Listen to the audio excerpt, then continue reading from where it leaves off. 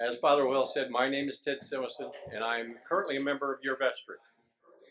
As I thought about what to say today, I reflected back because I actually had this same assignment 10 years ago when I was on the Vestry at St. Paul's in Peoria, Illinois. So in October 2014, I talked about how that congregation had welcomed, comforted, fed, both virtually and spiritually. There was a time when we got a lot of meals from the congregation, and prayed for and with my family through good times and life's challenges. And we had some major life-changing challenges that we overcame with God's help. We were at St. Paul's a long time. Our son, who is now 36, was baptized there. And by the end of 2019, all three of our children had been married at the altar there. It was our home. Then that led me to think back over our church history. I worked for Caterpillar, and we were moved a number of times across the country. And it became pretty clear to me that congregations were what mattered in reality when we were assessing churches. The clergy gave a plus or minus, but they weren't the big deal. I can think of one church that the congregation was an A, no doubt about it. Priest kind of made it an A minus. We stayed and were active at the churches when we felt that we and our children were welcomed and cared about. We left when we felt otherwise.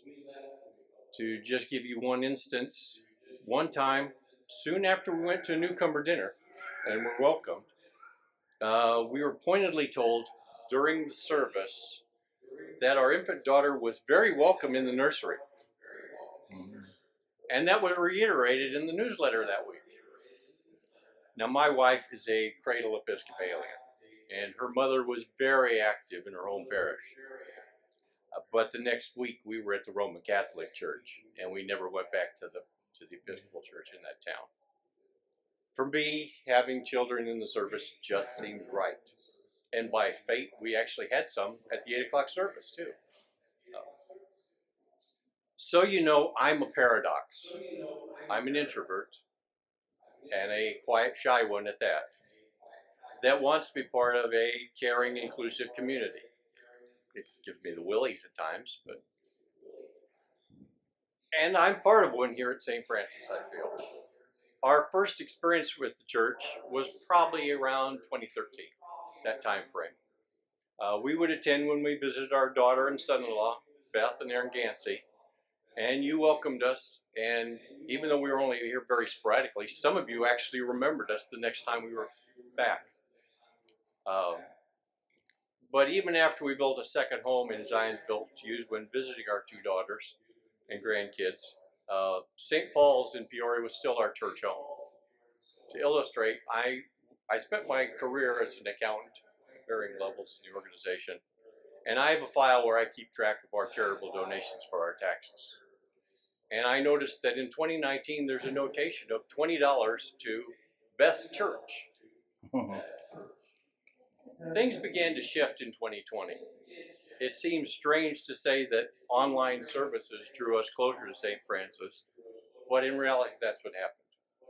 The services from the dining room table, with all the Facebook Live comments, the adult formation classes over Zoom, and Easter in the parking lot did just that.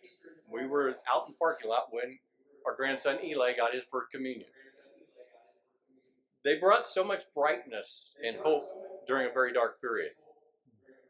As we returned to the building, it became even more apparent that this is where we now belong. I can truly feel the Holy Spirit with all of you here. Serving on Vestry, I consider my second significant tangible step to become more involved in the life of this parish. Pledging to support the church so it can continue to fill its mission was the first. But each of you must decide for yourself on that. With the construction underway, St. Francis is moving towards an inflection point in how we serve each other in the community.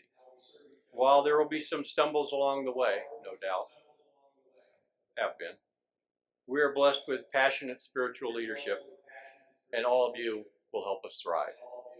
Thank you very much.